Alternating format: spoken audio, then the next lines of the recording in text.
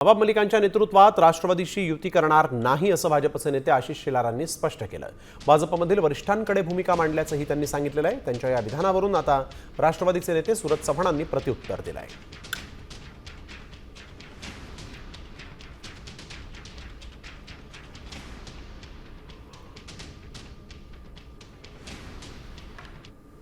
भारतीय जनता पक्षाची भूमिका आमच्या वरिष्ठांना आम्ही सांगितली। आमचे अध्यक्ष अमित साटवी बोललेत, नवाब मलिक राष्ट्रवादी काँग्रेस अजित पवार गटाचं नेतृत्व करून निवडणुकीला येणार आहेत हे समोर आलेलं आहे आणि त्यामुळे अशा राष्ट्रवादी बरोबर आम्ही नवाब मलिक यांच्या नेतृत्वाखालील राष्ट्रवादीशी आम्ही युती करू शकत नाही।